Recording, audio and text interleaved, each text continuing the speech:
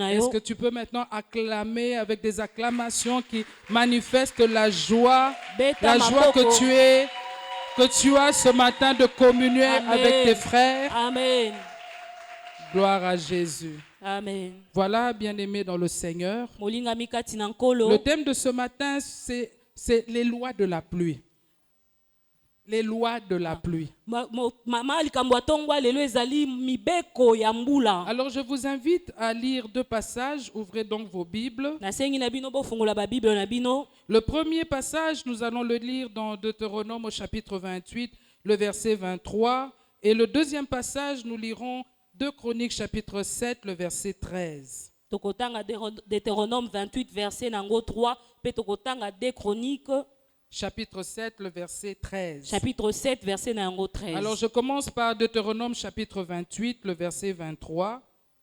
Si tu as ta Bible, tu es déjà arrivé, je pense. La Bible dit ceci dans Deutéronome au chapitre 28, le verset 23. Amen. Amen. La Bible dit: le ciel sera sur ta tête, le ciel sur ta tête sera d'airain, et la terre sous toi sera de fer. Allons maintenant dans 2 Chroniques au chapitre 7, le verset 13. 2 Chroniques 7, verset 13. 2 Chroniques chapitre 7. 2 Chroniques 7. Le verset 13, la Bible dit ceci. Quand je fermerai le ciel et qu'il n'y aura point de pluie.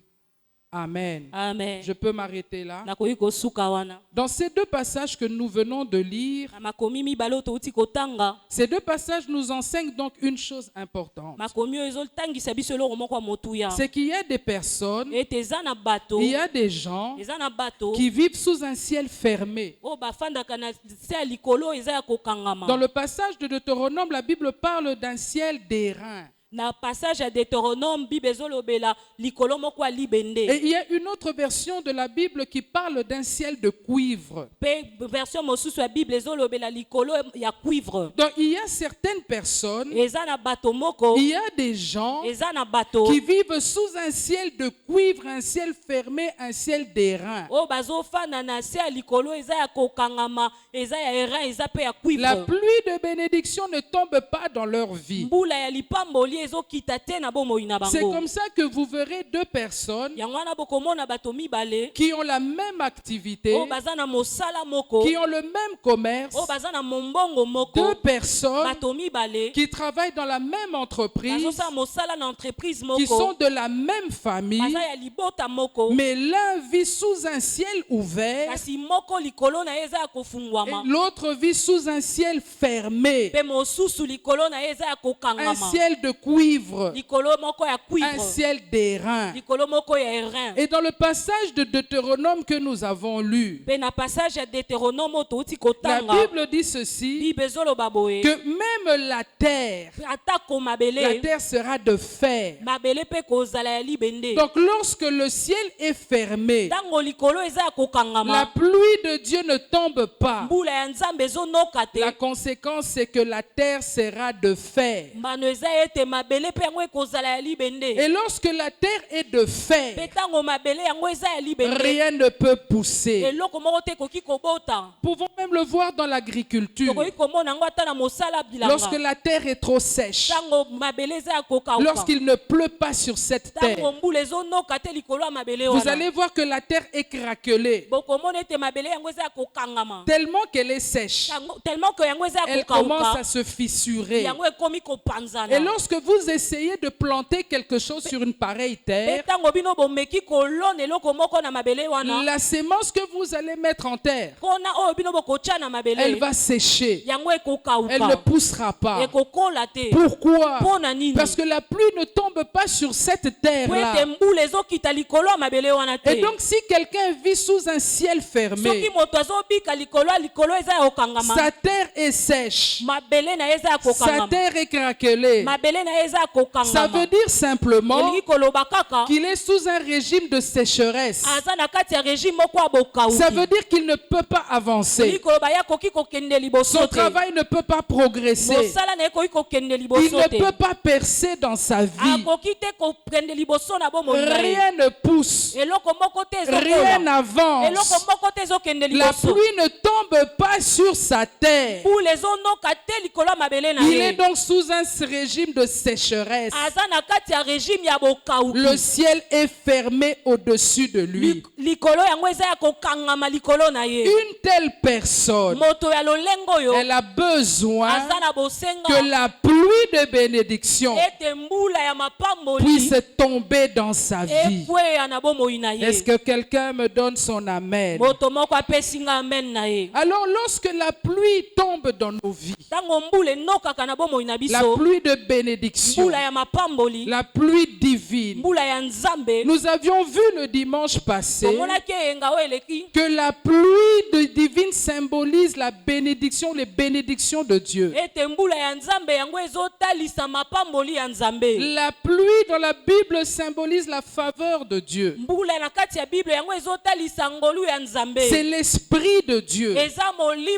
C'est l'onction pour la prospérité. L'onction pour la percée. L'onction pour l'avancement. C'est ce que symbolise la pluie dans la parole de Dieu. Alors lorsque la pluie tombe dans notre vie, qu'est-ce qu'elle fait? Allons dans Ésaïe au chapitre 55. Nous allons lire le verset 10. J'aimerais que quelqu'un dise avec moi ce matin: Seigneur, j'ai besoin de la pluie de bénédiction. Seigneur, j'ai besoin de la pluie de bénédiction. Ésaïe chapitre 55. Isaïe 55. Nous allons lire le verset 10. Verset 10. La Bible dit ceci: comme la pluie et la neige descendent des cieux et n'y retournent pas sans avoir arrosé, fécondé la terre et fait germer les plantes, sans avoir donné de la sémence au semeur et du pain à celui qui mange. Amen. Amen. Amen. Amen. Donc ce passage nous montre ce que la pluie divine, la pluie de bénédiction fait dans notre vie lorsqu'elle tombe. La première chose, la Bible dit que lorsque la pluie tombe, elle arrose et elle féconde la terre. Ça veut dire qu'elle rend la terre cultivable, elle rend la terre fertile. C'est-à-dire que celui qui a besoin, celui qui veut s'aimer, peut s'aimer sur une terre fertile parce que la pluie de Dieu est tombé sur cette terre. Et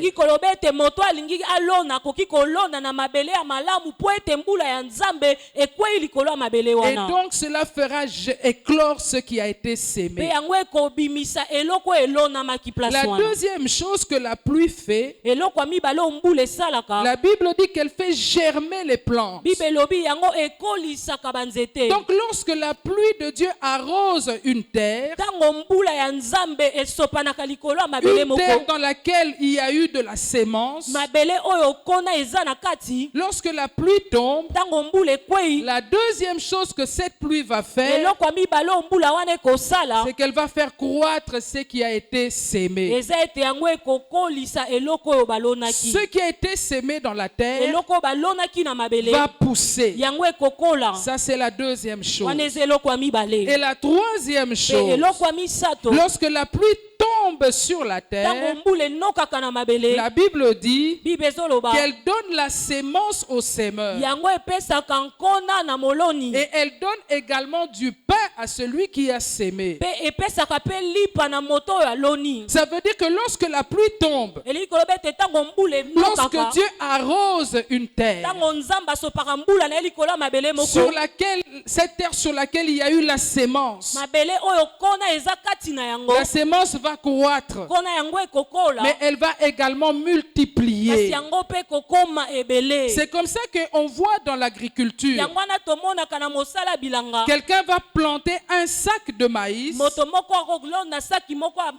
mais lorsqu'il va récolter le maïs, il va récolter au-delà du sac qu'il avait sémé.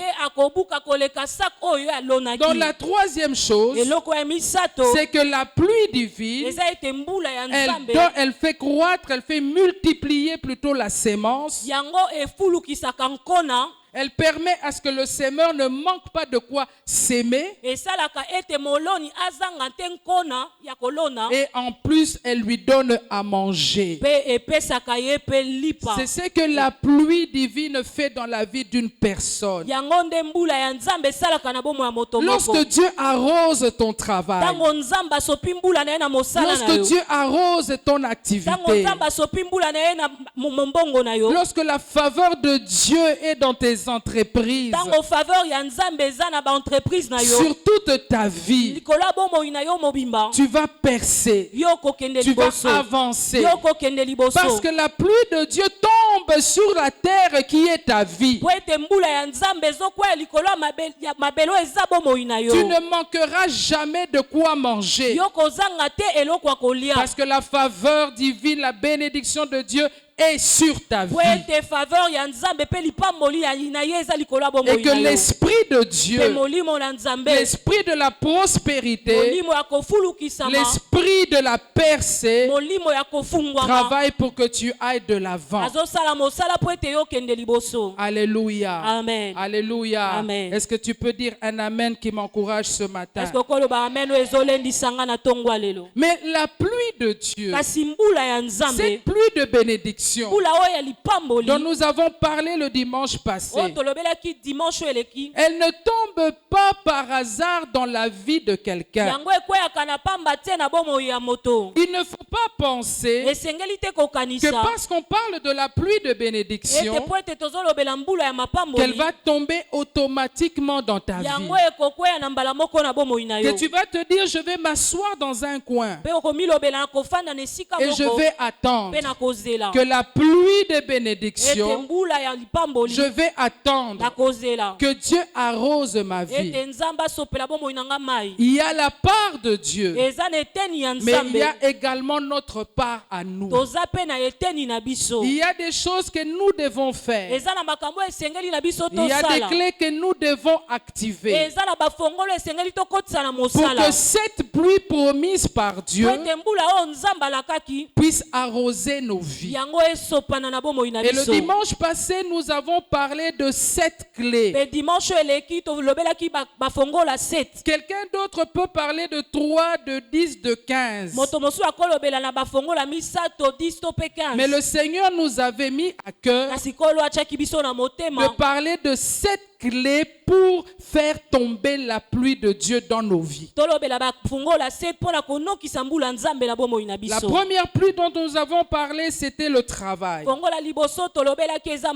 Ensuite, nous avons parlé de la crainte de Dieu.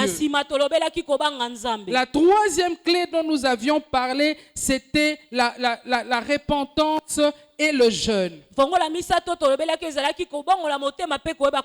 La quatrième clé, nous avions parlé de la sémence. La cinquième clé, nous avions parlé de l'adoration. Et nous avions pris l'adoration dans sa dimension de servir Dieu. La sixième clé, ou la septième clé, nous avons parlé de la prière. Ce sont ces 7 clés dont nous avons parlé dimanche, que tu dois mettre en action, que tu dois activer dans ta vie,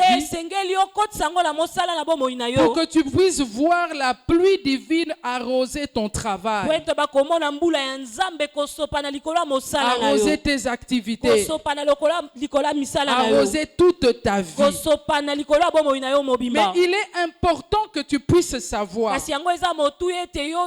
que ces clés dont nous nous avons parlé, les clés dont nous avons parlé le dimanche passé, il est vrai que ce sont les clés qui activent la pluie divine dans nos vies.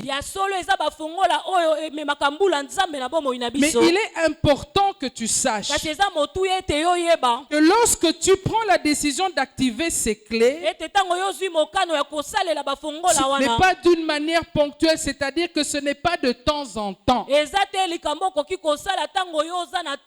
Mais pour que tu puisses voir la pluie de Dieu dans ta vie, à travers les clés dont nous avons parlé, le grand secret, c'est la persévérance. Est-ce que quelqu'un peut dire avec moi la persévérance? La persévérance. Est-ce que tu peux dire à haute voix la persévérance? La persévérance. Nous allons ouvrir nos Bibles dans Jacques au chapitre 5. Jacques chapitre 5. Jacques chapitre 5. Et nous allons lire le 7e verset. Verset 7. Je vais lire au nom de Jésus. Jacques chapitre 5 verset 7 à partir de nous allons lire la partie B. La Bible dit: le laboureur attend le précieux fruit de la terre. Prenons patience à son égard, jusqu'à ce qu'il ait reçu les pluies de la première et de l'arrière-saison. Amen. Amen. Dans ce passage, l'apôtre Jacques nous parle d'un laboureur. Et lorsqu'il parle du laboureur, il ne s'agit pas d'un simple travailleur. Mais nous comprenons qu'il s'agit du propriétaire de la terre. Et la Bible dit que le laboureur, il prend patience. Il prend patience en attendant le fruit que la terre va lui donner. Parce qu'il sait que Dieu fera tomber la pluie de l'arrière et de la première saison.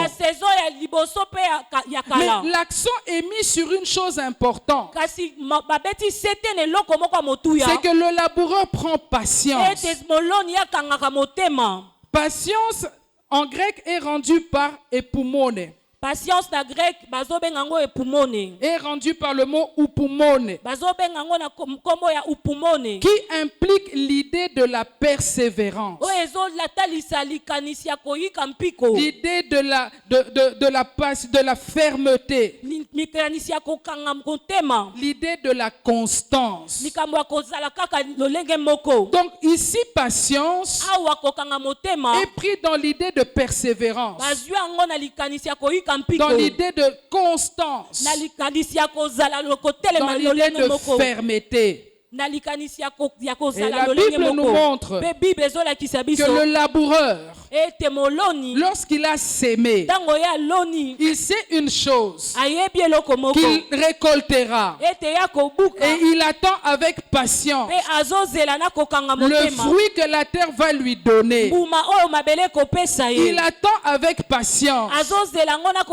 Parce qu'il faut aussi savoir que la persévérance, c'est une dimension de la foi. Donc le laboureur qui a sémé, il attend, il croit que la terre lui produira ce qu'il a sémé. Parce que sa foi, il l'a placé en Dieu. Dieu qui est le Père de la pluie. Et il croit fermement qu'il va récolter. Et il croit fermement que Dieu lui enverra la pluie, la première pluie et la deuxième pluie. La première pluie, c'est la pluie, comme je l'ai dit, qui rend la terre fertile, qui rend la terre labourable. Et donc le laboureur sème, et il attend, et il croit, et il persévère dans la foi. Parce qu'il faut comprendre une chose, que la patience, la persévérance, ce n'est pas s'asseoir dans un coin. et attendre. Mais quand on parle de la persévérance, on voit également l'action. Ça veut dire que celui qui est persévérant, celui qui a la foi en Dieu, qui place sa foi en Dieu, il ne reste pas les mains croisées. Il croit que celui qui a préparé la pluie pour lui la fera tomber sur sa terre. C'est pourquoi il sème. C'est pourquoi il continue à activer les clés qui lui ont été enseignées. Est-ce que quelqu'un dit Amen avec moi ce matin? Amen. C'est pourquoi ce matin, j'aimerais insister sur 3 clés. Comme je l'ai dit, la persévérance est une dimension de la foi. Et donc, ce passage que nous venons de lire ici est un appel à la foi et à la persévérance. Pour que tu puisses voir la pluie dans ta vie, pour que ton travail puisse s'ouvrir, que Dieu puisse te faire quitter cette étape de la sécheresse. Il y a des personnes qui travaillent, il y a des personnes qui ont un commerce, certaines personnes ont une activité, mais une activité qui est sèche, une activité qui ne produit pas. Tel que nous sommes là tous réunis ce matin, je crois fermement que chacun de nous a besoin de la pluie dans sa vie. Si toi tu n'as pas besoin de la pluie, que Dieu arrose toute ta vie, en tout cas moi j'en ai besoin. C'est pourquoi il faut persévérer. La première chose, persévère d'abord à servir Dieu. La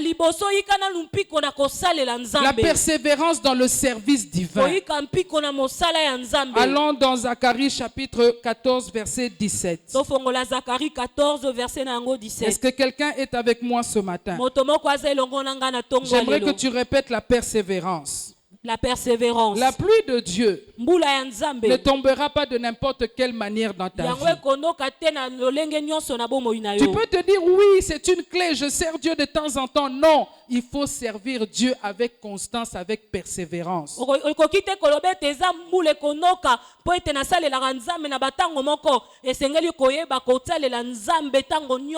Le verset 17 dans Zacharie 14 dit ceci. S'il y a des familles de la terre qui ne montent pas à Jérusalem pour se prosterner, ici nous avions dit que nous avions pris se prosterner, l'adoration dans le sens de servir Dieu. La Bible dit, la pluie ne tombera pas sur elle. La parole de Dieu est claire. La Bible dit que s'il y a des familles qui ne montent pas à Jérusalem pour servir Dieu, remarquez que le verbe monter est au présent.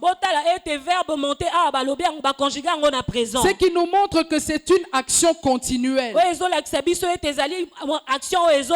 Et la Bible dit s'il y a des familles qui ne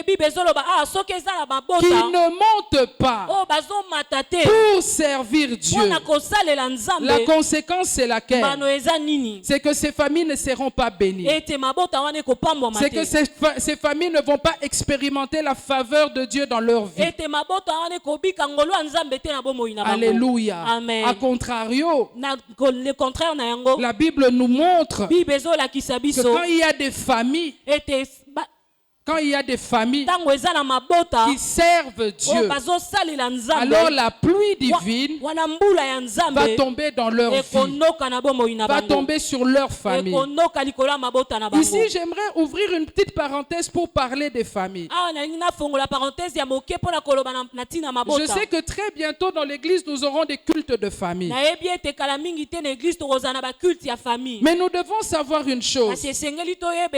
La famille est très importante importante aux yeux de Dieu. C'est Dieu qui a institué et béni les familles dès le commencement. Alors dans le monde dans lequel nous vivons aujourd'hui, nous voyons combien le péché est en train de tout bouleverser. Nous